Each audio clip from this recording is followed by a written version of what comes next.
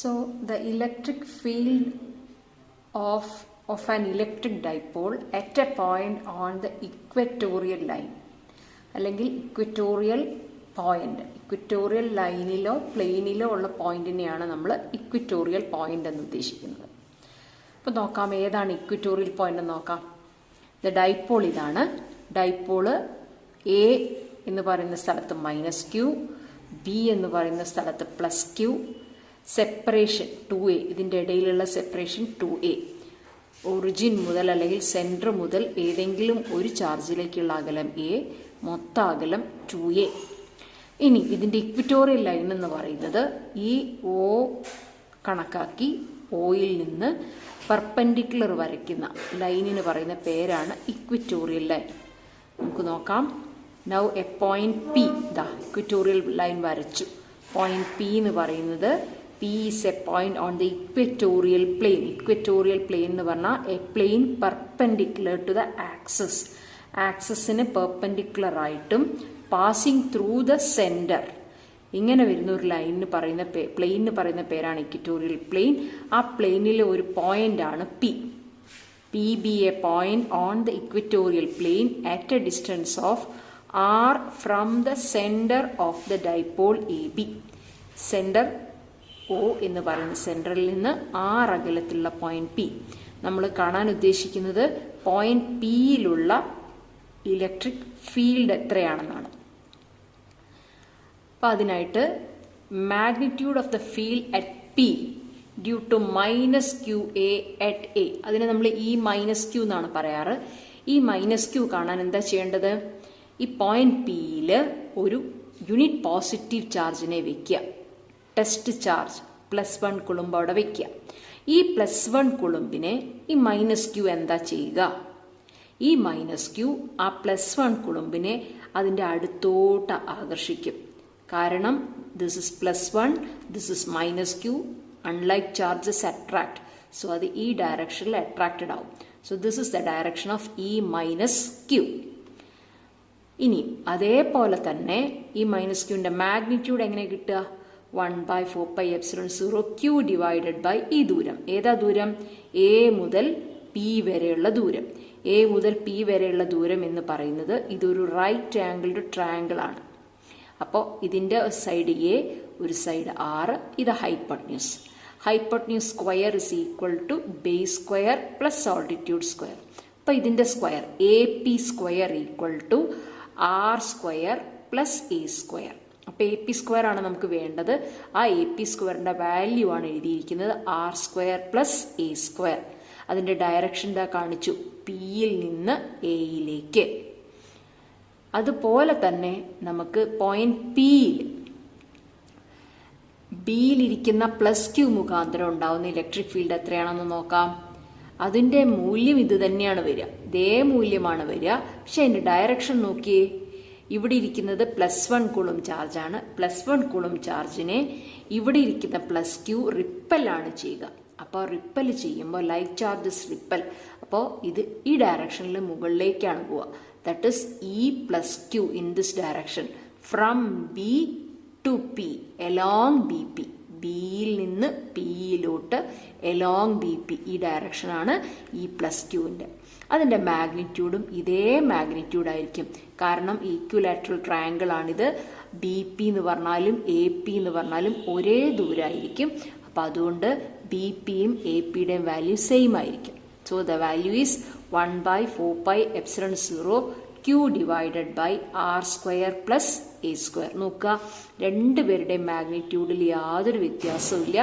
ഇത് -Q ഉണ്ടാക്കുന്നതാണ്, ഇത് +Q ഉണ്ടാക്കുന്നതാണ്. But magnitude are the same.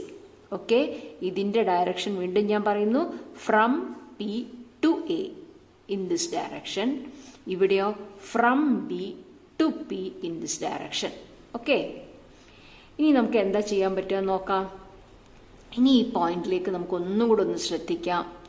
നോക്കാം, ഈ പോയിന്റിനെ നമ്മൾ ഇവിടെ നിന്ന് മാറ്റി ഈ സെയിം പോയിന്റ് ഇതേപോലെ തന്നെ നമ്മളിത് ഇവിടെ കൊണ്ടുവച്ചിട്ടുണ്ട്. നോക്കൂ, ഇവിടെ എന്താ സംഭവിച്ചിരിക്കുന്നത് നോക്കിയേ. ഇവിടെ E + Q എന്ന് പറയുന്ന ഈ ഡയറക്ഷനെ നമ്മൾ രണ്ടായിട്ട് കട്ട് ചെയ്യാൻ പോവാണ്.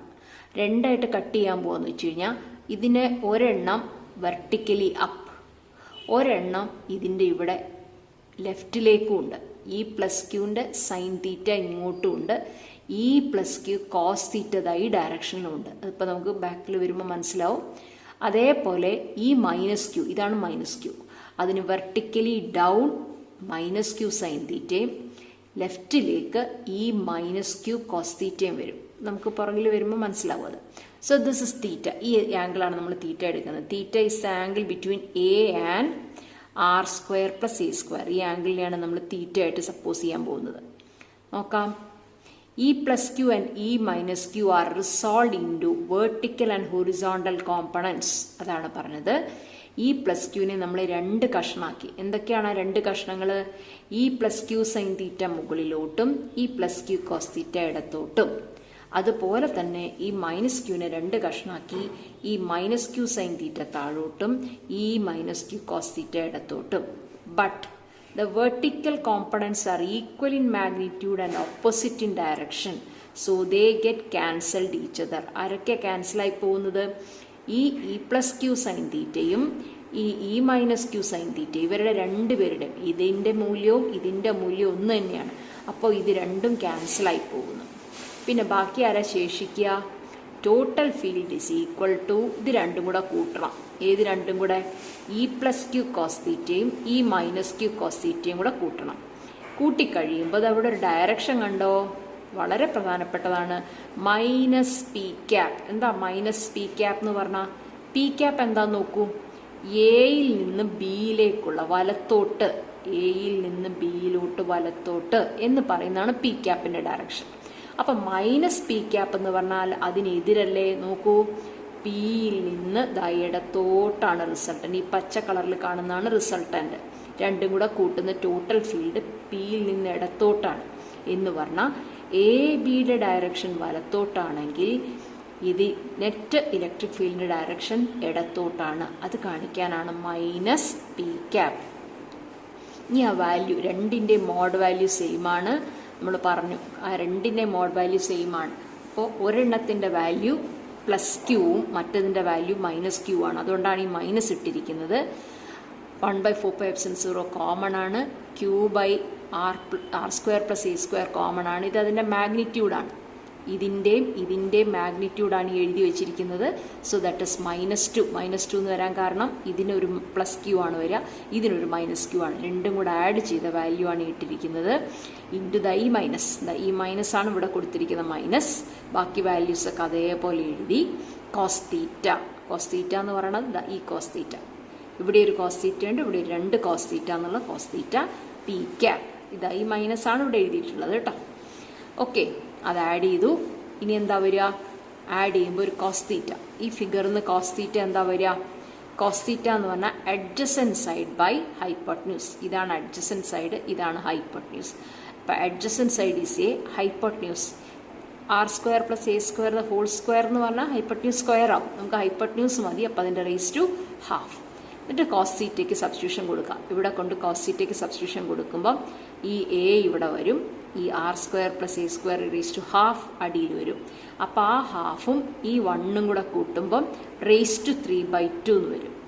മുകളിലുള്ളത് 2 -2q കൂടെ ഒരു എയും കൂടെ വരും. ഇതാ -2q അവിടെ ഉണ്ടായിരുന്നു, അതിൻ്റെ കൂടെ എയും കൂടെ വന്നു. അപ്പോൾ ഇത് ഇത്രയും, ഇതിന് മുഴുവനും കൂടെ പറയുന്ന പേര് പി ബാർ എന്നാണ്. അതിൻ്റെ പേരെന്താ? P bar. ഇതാണ് പി ബാർ. ബോർഡിൽ എഴുതിയിരിക്കുന്ന ഇതാണ് B bar. y by 1/4πε0 p divided by r square plus a square whole raised to 3/2. Minus അവിടെ ഉണ്ട്, അത് പോയിട്ടില്ല. അത് എവിടെ നിന്നേ കൊണ്ടുവന്ന മൈനസ് ആണ്, അത് അവിടെ തന്നെ ഉണ്ട്, പോയിട്ടില്ല. ഇനി നമുക്ക് നേരത്തെ അപ്രോക്സിമേഷൻ കൊടുക്കാം. r much greater than a ആണ്. അപ്പോൾ a ഒഴിവായിപ്പോവും. ബാക്കി എന്ത് കിട്ടും? 1/4πε0 p by r cube. Okay, this is the electric field on equatorial line. Equatorial ലൈനിലെ ഏതോ ഒരു പോയിന്റ് പിയിലുള്ള ഇലക്ട്രിക് ഡൈപോളിൻ്റെ ഇലക്ട്രിക് ഫീൽഡാണ് നമ്മൾ ഡിസ്കസ് ചെയ്തത്. Hope it is clear.